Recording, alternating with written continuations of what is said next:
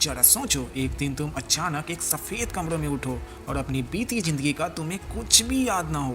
कुछ ऐसा ही होता है हमारे आज की कहानी में। कहानी की शुरुआत होती है केट नाम की एक लड़की से, जो अचानक एक कमरे में चिल्लाते हुए उठी। वो सिर्फ अंडरगारमेंट्स में थी और उसकी उंगली पर अंगूठी का निशान था। उसे कुछ भी याद नहीं था कि वो कौन है और यहाँ पर कैसे आई। यह कमरा एकदम सफेद था और वहाँ सिर्फ एक गद्दा मौजूद था। कोई खिड़की नहीं थी और दरवाजा भी बंद था, इसलिए वो दरवाजा को पीट कर मदद मांगने लगी। अचानक बाहर से किसी वैसी जानवर के गुर्राने की आवाज़ें आने लगी, जिससे वो काफ़ी डर गई। जब आवाज़ रुकी तो लाइट अपने आप बंद हो गई। जैसे ही लाइट आई तो दरवाज़ा खुला। धीरे धीरे केट बाहर निकली और उसने पास के कमरे में झांका, जहां उसे एक आदमी दिखा। वो नहीं जानता था कि दरवाज़ा खुला है, इसलिए उसने केट से दरवाज़ा खोलने को कहा। जैसे ही उसने दरवाज़ा को खोला, वो आदमी फट से बाहर निकल आया। उसका नाम जैक था। उन दोनों को ही अपने बारे में कुछ भी याद नहीं था। दोनों इकट्ठे आगे बढ़ने लगे और अंत में बंद दरवाजे तक पहुंचे। तभी केट को दूसरी तरफ एक कमरा दिखा, जिसमें से चार्ली और स्ट्रेसी बाहर आई। बात करके पता चला कि सबकी हालत एक जैसी है। आखिरकार सबने अपनी अपनी तरफ जाकर बाहर निकलने का रास्ता ढूंढने का फैसला किया। फिर जैक और केट को एक खुफिया कमरा मिला, जिसमें एक अजीब सा ताबूत था। उसी वक्त उसे जानवर की आवाज़ के साथ साथ किसी के दरवाजे के पीटने की जोरदार आवाज़ सुनाई दी। उधर चार्ली और स्टेसी को एक कमरा मिला, जिसमें कुछ किताबें और एक ब्लैक बोर्ड था। चलते चलते वो अंधेरी सीढ़ियों तक पहुंचे, जहां स्टेसी काफ़ी डर गई, इसलिए चार्ली अकेला ही आगे बढ़ने लगा। जल्द ही वो एक स्विमिंग पूल के पास पहुंचा, जहां एक लड़की तैर रही थी। वहीं डरते डराते उसके पीछे स्टेसी भी आ पहुंची। इस लड़के का नाम एम्बर है। उसने उसे देख लिया और अपने पास बुलाया। चार्ली ने उससे कुछ जानने की कोशिश की, लेकिन पता चला कि उन सब की तरह वो भी कुछ नहीं जानती थी। फिर एम्बर ने उन्हें पलटने को कहा ताकि वो कपड़े बदल सके।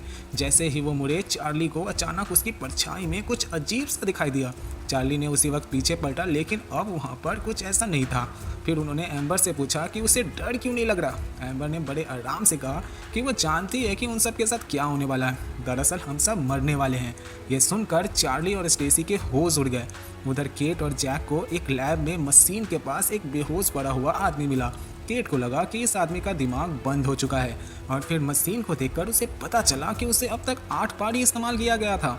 केट को लग रहा था कि वो मशीन के बारे में कुछ तो जानती है, लेकिन कैसे ये नहीं पता था। इसके बाद उन्होंने लैब में पड़े लैब कोट्स पहने और छानबीन करने लगे। केट को कबर्ड के ऊपर एक ट्रे दिखाई दी, और जैसे ही जैक उसे उतारने लगा, वो नीचे गिर गई और जोरदार शोर हुआ।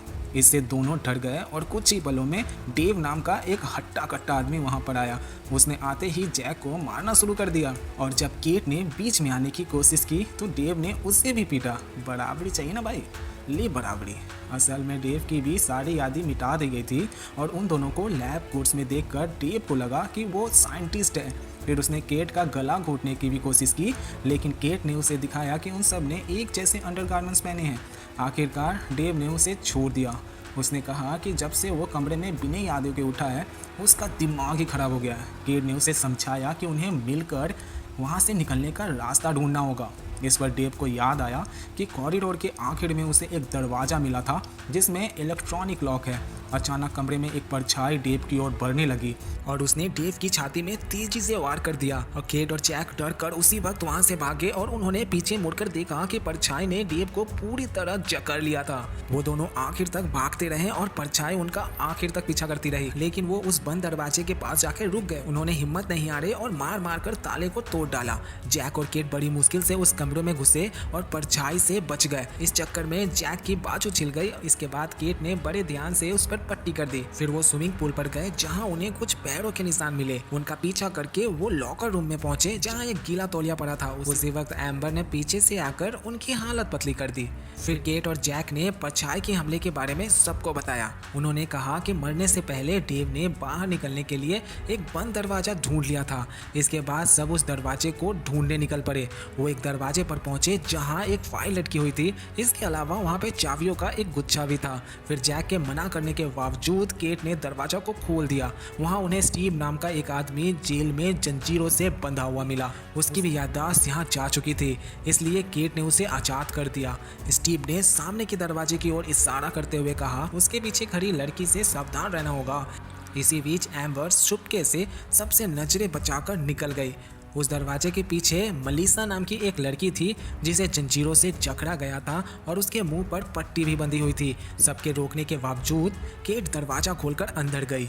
उसी वक्त सबने देखा कि वो परछाई स्टीव के पीछे थी, लेकिन एन वक्त वो नीचे झुक गया और परछाई के पार से बच गया।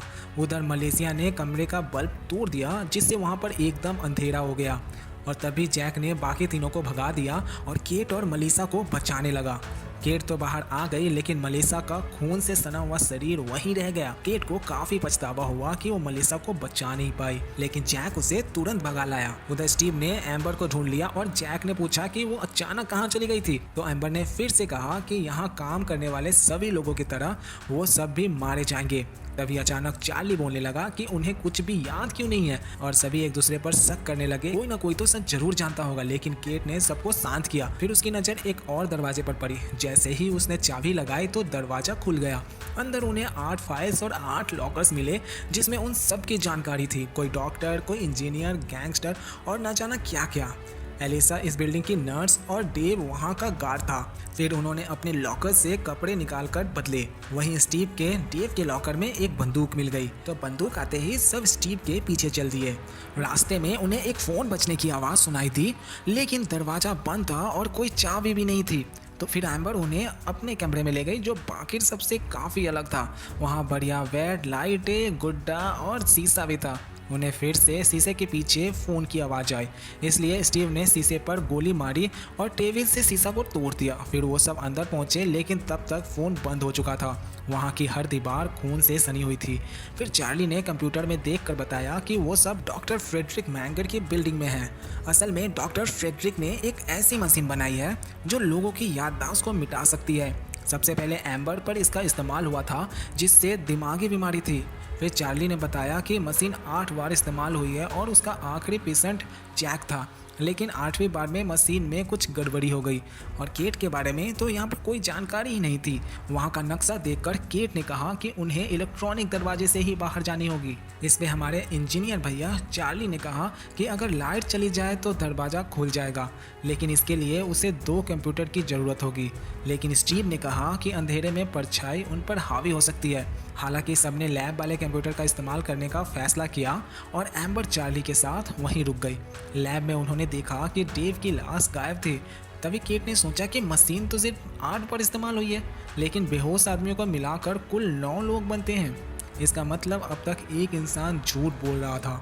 स्टीव को लगा कि चार्ली झूठा है, इसीलिए वो दरवाजे की असलियत को पता करने गया। वहीं केट ने बेहोश आदमी की पट्टी देखी तो उस पर जैक रॉबर्ट्स लिखा हुआ था और तभी उसने नकली जैक से उसकी असलियत पूछी, लेकिन उसने कहा कि मैं तो सिर्फ दिमागी बीमारी वाले लोगों की मदद कर रहा था, इस पर गड़बड़ हो जाएगी मुझे क्या पता। असल में असली जैक का दिमाग पहले से ही बंद था, इसलिए मशीन उसका दिमाग नहीं ढूंढ पाई, तो उसने जैक की रूह निकाल दी और इसी तरह जैक की रूह अब वो परछाई बनकर बाकी लोगों की ज़िंदगी छीन रही है। फिर जैक ने कहा कि उसी ने सारे रास्ते बंद किए हैं ताकि किसी भी हालत में परछाई बाहर ना आ सके, और असल में वही डॉक्टर फ्रेडरिक है और केट उसकी पत्नी। उसने बताया कि मलीसा उसकी आइडिया के खिलाफ थी, इसीलिए उसने जाकर स्टेसी को बता दिया और इसी वजह से फ्रेडरिक को अपनी रिसर्च के लिए पैसे नहीं मिले। उसी ने मजबूरन उन दोनों की याददाश्त मिटा दी, लेकिन चार्ली और डेव को ये पसंद नहीं आया, इसलिए उसने इनका भी दिमाग साफ कर दिया। वहीं केट भी उसके खिलाफ हो गई थी, इसलिए केट के साथ भी उसने यही किया। इसके बाद जब स्टीव लौटा तो फ्रेडरिक ने उस पर हमला कर दिया, लेकिन केट ने पीछे से वार करके फ्रेडरिक के छक्के छुड़ा दिए।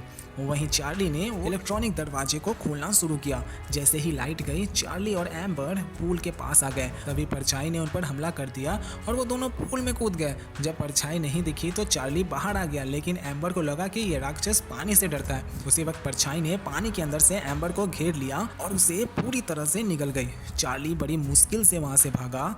उधर फ्रेडरिक बेहोशी से उठा और केट और स्टेसी को ताबूत वाले कमरे पर ढूंढ लिया। अचानक दरवाजा बंद हुआ और वो परछाई वहां पर आ पहुंची। स्टेसी डरते हुए ताबूत में लेट गई, लेकिन ढक्कन बंद होते ही उसका नामो निशान मिट गया। वहीं फ्रेडरिक बाहर के दरवाजे तक पहुंचा, लेकिन ऐन वक्त पर स्टीव उसे पकड़कर पीटने लगा। जैसे ही स्टीव जाने लगा, फ्रेडरिक ने उस पर गोली मार दी, लेकिन वो खुद भी ज्यादा दूर नहीं जा पाया क्योंकि पीछे से परछाई ने उसका काम तमाम कर दिया। वहीं चार्ली ने केट को बचाया और दोनों आखिरी दरवाजे तक पहुंचे, जहां उनका सामना कुछ परछाई वाले राक्षस से हुआ। फिर उन्होंने टॉर्च की रोशनी की मदद से उसे पार किया और बाहर निकल आए, लेकिन उनके साथ साथ वो राक्षस भी बाहर आ गए। यहाँ केट और चार्ली एक घने जंगल में थे और चारों ओर खूब अंधेरा था। अंधेरे में वो परछाई और ज्यादा शक्तिशाली हो जाती थी। उससे बचने के लिए चार्ली और केट बिना रुके भागते रहे, लेकिन रास्ते में चार्ली अटक के गिर गया। अब उनके पीछे मौत खड़ी है, लेकिन अचानक सूरज की पहली किरण पड़ी और उन्होंने देखा कि राक्षस भाग निकला। आखिरकार तेज धूप की वजह से वो फटकर खत्म हो गया। कुछ देर बाद जब केट की आंख खुली तो चार्ली ने उसे बताया तो वो राक्षस तो कब का चला गया। दोनों के चेहरे पर एक मुस्कान थी। फिर चार्ली ने उसे उठाया और वो दोनों जंगल से बाहर चले गए। अगर वीडियो पसंद आई तो वीडियो को लाइक कर देना और चैनल को सब्सक्राइब कर लेना। मिलते हैं अगली वीडियो में।